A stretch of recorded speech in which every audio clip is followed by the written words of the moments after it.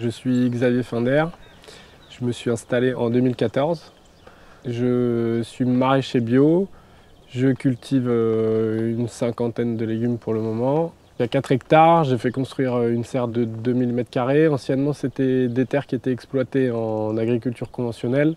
Je suis en conversion, donc l'année dernière, c'était une grosse année de chantier où on a installé les serres, on a installé l'arrosage. On a aménagé un peu le hangar pour avoir un système d'irrigation convenable. J'ai quand même fait une production pour avoir des légumes en septembre 2015. Je distribue tout en AMAP, donc je livre des clients qui signent des contrats sur 1 an et qui achètent l'ensemble de ma récolte. Le prix, il n'est pas fixé au kilo de légumes, il est fixé à la viabilité de la ferme. Donc en fait, l'ensemble des 50 parts de récolte me permet de vivre correctement de mon métier. Toutes les semaines, je distribue 50 paniers de légumes. Moi, je pratique l'agriculture bio, un peu comme une évidence. Avant, j'étais paysagiste en région parisienne. Moi, je ne voyais pas m'installer autrement qu'en bio parce que ça n'a pas vraiment de sens pour moi. Je suis pas mal envahi d'herbe. Je lutte contre les adventices ardemment et avec difficulté, on peut dire, surtout cette année où j'avais vraiment peu de matériel. Je ne pense pas que l'agriculture bio soit beaucoup plus difficile, en tout cas pas pour moi. C'est-à-dire qu'on est moins dans une approche cartésienne de quantité d'engrais, d'azote et de voilà, on est plus dans une approche sensible et c'est quelque chose qui me correspond mieux aussi.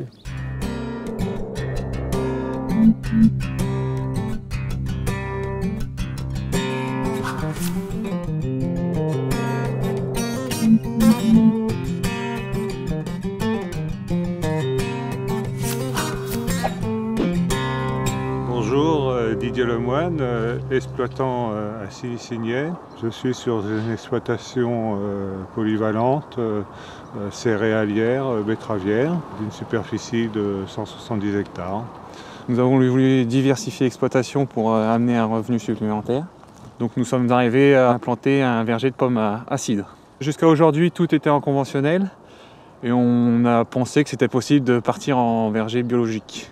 Et donc c'est vrai qu'aujourd'hui on a tout à apprendre de ce côté-là. On est novice sur la culture du bio, on est aussi novice sur la partie arboricole. Jusqu'à aujourd'hui ça se passe très bien, nous n'avons pas de problème particulier. La seule différence c'est que nous devons travailler au sol pour le désherbage mécanique, au pied des arbres, donc là il a fallu un outil spécifique. Et ça prend plus de temps bien sûr que la chimie. On a le projet d'intégrer des moutons dans le verger. Bon déjà on valoriserait l'herbe au pied des arbres, ça c'est important. Ça évite de passer à tondeuse. Et ensuite, agronomiquement, le mouton peut apporter des choses positives sur le verger. On peut avoir le mouton par exemple, qui se frotte le long de l'arbre. Avec l'odeur du mouton, ça peut éviter à certains insectes de monter le long du tronc de l'arbre, par exemple. Donc pour le débouché de notre production, on a choisi de partir avec un contrat sur une quinzaine d'années avec une coopérative, ce qui permet d'assurer un prix et un débouché sur nos pommes. Et parallèlement, nous avons planté aussi quelques variétés de pommes à couteau. On récoltera les pommes à la main pour vendre ça en direct.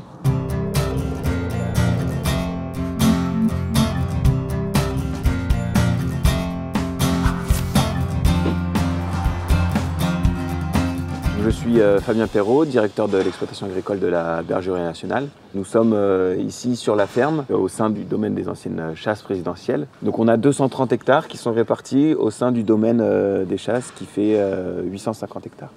À la bergerie, on a à la fois des missions de production agricole, des vaches laitières et des ovins viande.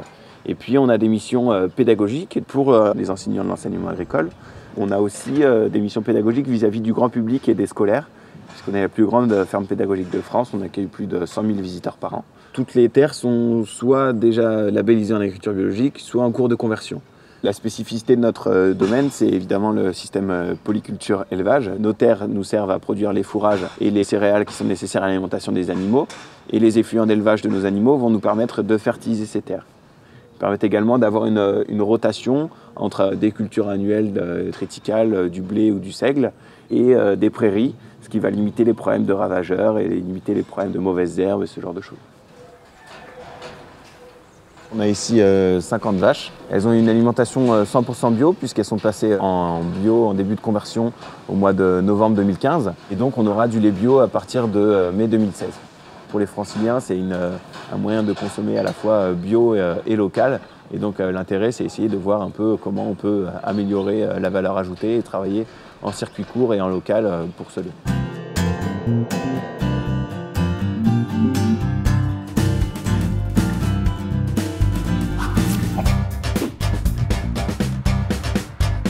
m'appelle Tristan Thierry, je m'installe cette année sur la ferme de la Garenne à Aubergenville dans les Yvelines. Donc la production, ce sera du maraîchage diversifié, ce sera majoritairement que du légume. Il y a 3 hectares de surface agricole. Je suis ici présent sur la ferme depuis décembre 2014 à peu près. Donc toute la première année là, ça a vraiment été une phase de découverte du terrain, de réaménagement, etc. Donc le projet va vraiment pouvoir démarrer et les produits vont pouvoir sortir de terre normalement en printemps-été 2016. Donc pour l'instant on a tout découvert et alors maintenant moi ce qui me reste à faire c'est finir de monter ma serre, donc environ 750 mètres carrés, et derrière de monter mon système d'irrigation qui permettra d'irriguer quelque chose comme 1,5 hectare à 2 hectares. Ici, sur la ferme de la Garenne, on est situé sur une zone de captage, le captage de Flins Aubergenville. Donc en fait, moi, ils vont forer de l'eau, ils vont me la refournir directement sans la potabiliser, puisque ce sera pour un usage agricole. Mais donc en fait, une zone de captage, c'est une zone sur laquelle l'enjeu de l'eau et la préservation de l'eau est un sujet important. Donc on va essayer de préserver l'eau en raisonnant les apports, en calculant un petit peu les restitutions des anciennes cultures, etc. Déjà le fait d'être en bio, il n'y a pas de produits de synthèse qui vont aller se répandre sur les parcelles et après partir dans les nappes pour se retrouver dans l'eau qu'ils captent. Pourquoi produire en bio? Certains producteurs conventionnels des maraîchers, quand on leur dit qu'on s'installe en bio, ils font « en maraîchage, en bio !» Oh là là, mais 2 épines dans le pied. Pourquoi s'installer en bio? Par souci de respect pour l'environnement, pour les produits qu'on ingère, pour nous-mêmes, pour les humains.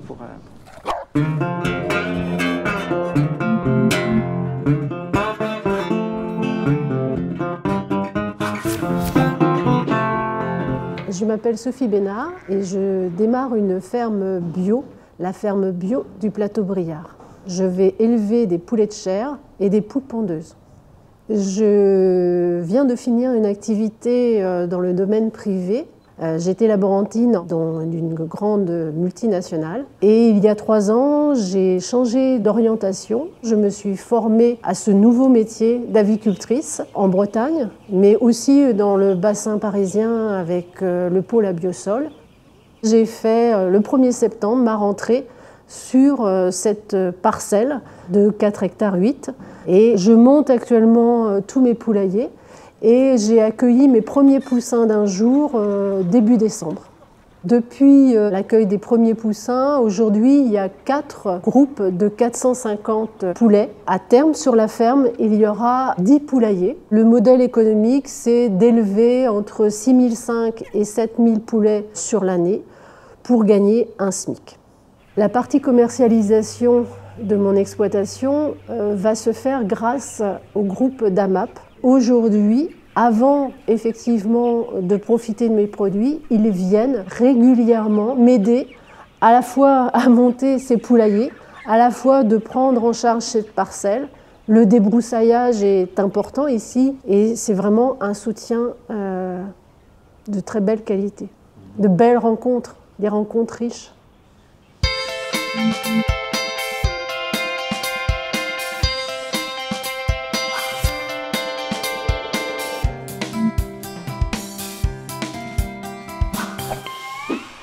Je m'appelle Jean-Paul Failly. J'ai des vergers, je fais du cidre et je fais du jus de pomme. J'ai transmis, je l'ai transmis à mon petit cousin, Pierre-Marie Failly. Je suis arrivé sur l'exploitation au 1er novembre 2014. Pourquoi une exploitation arboricole et cidricole? Parce que déjà c'est notre terroir, c'est notre patrimoine. Sur les 4,60 hectares de l'exploitation, il y a 1250 pommiers. Et aujourd'hui, on est les derniers fabriqués encore du cidre en brie. Et c'était malheureux de laisser perdre ça. Comme dans toute reprise d'activité, il y a toujours un peu un conflit de génération entre les méthodes de travail de la personne qui était là avant et puis l'œil neuf qui arrive. De toute manière, le savoir-faire, c'est pas moi qui le laisse, c'est la personne qui me le transmet. Donc sur la façon de travailler, rien n'a changé. Je n'ai pas fait évoluer grand-chose à part la mécanisation sur certains chantiers.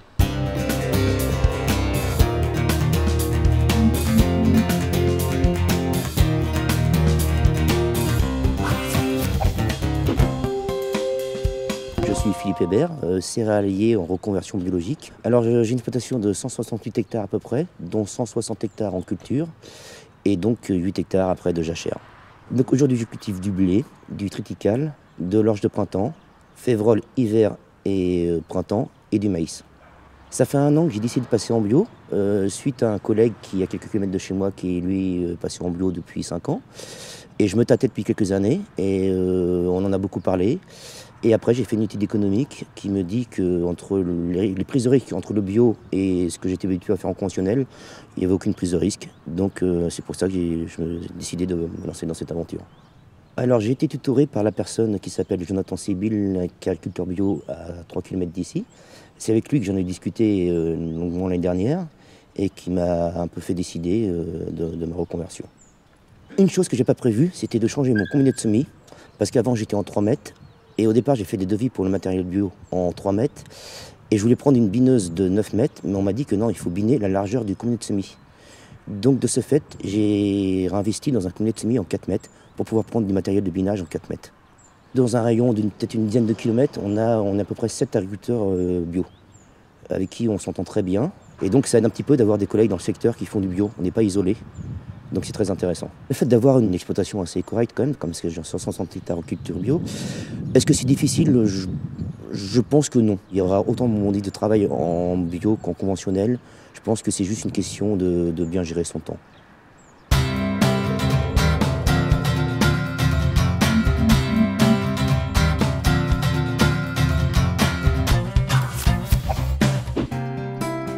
Je suis Fabrice Bernard, je suis apiculteur. J'ai un cheptel de 70 ruches et je suis en cours de conversion AB.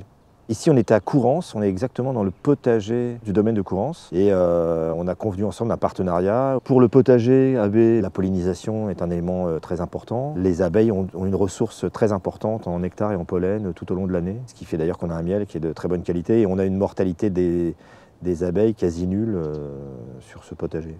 Alors pourquoi être passé en bio? Pour plusieurs raisons. D'abord parce que compte tenu de la pression environnementale sur les abeilles, je considère que l'apiculture biologique, c'est une façon de gérer le cheptel d'abeilles dans les meilleures conditions, dans le sens où on s'aperçoit quand même qu'aujourd'hui, la pression des intrants devient problématique. Élever des abeilles dans un endroit où on n'a pas cette pression, c'est important. Au-delà de l'aspect purement environnemental, hein, c'est vrai que de plus en plus, ça rencontre aussi le choix de consommateurs qui veulent de plus en plus savoir ce qu'ils ont dans leur assiette. Et ce choix de la baie est un choix que je partage avec d'autres apiculteurs en Ile-de-France, mais aussi plus largement avec d'autres agriculteurs. Donc évidemment, le GAB m'a paru naturel parce que par rapport à mon projet, l'association qui me paraissait la plus cohérente, c'était bien évidemment le GAB. Le GAB nous apporte un soutien principalement sur les aspects techniques, mais aussi sur les aspects économiques, puisqu'on travaille en collaboration avec le GAB pour les projets de transformation et de commercialisation de notre lait biologique. Alors je suis adhérent au GAB pour avoir accès à un réseau et à des informations. On a également notre conseiller en maraîchage bio qui vient de changer, mais qui a un atout important. Ce que j'attends du GAB, c'est que si je rencontre un problème en tout genre, qui me file un petit coup de main. Et le GAB m'a aidé l'année dernière parce que ça a un petit peu pris du temps pour l'inscription de l'agence et de notification bio. Et le GAB s'est occupé et ça a été réglé en quelques jours. L'avantage du GAB, en fait, c'est que c'est un réseau de producteurs, qu'il y a tout un accompagnement qui peut être proposé et fourni, ce qui est relativement intéressant quand on est déjà jeune dans le métier, etc. Nous avons adhéré au GAB d'Île-de-France pour avoir des informations. Et puis ça permet de faire partie du groupe et puis de rencontrer d'autres producteurs différents qui ont sûrement d'autres idées que nous aussi. C'est un moyen d'échange intéressant. J'ai adhéré au GAB depuis l'année dernière, puisque maintenant je me lance vraiment dans ce projet de ferme. Et donc c'est aussi un soutien par rapport à toutes les questions que l'on peut se poser au niveau de l'agriculture, au niveau économique, au niveau de formation aussi qui sont proposées, très actuelles, très ponctuelles et qui sont un soutien aussi pour le développement de la ferme. Le GAB a son utilité, il est très actif. Régulièrement, on reçoit des invitations à des formations, tout un tas d'activités. On voit qu'ils sont vraiment présents et en tant que producteur bio, on se doit d'adhérer au GAB.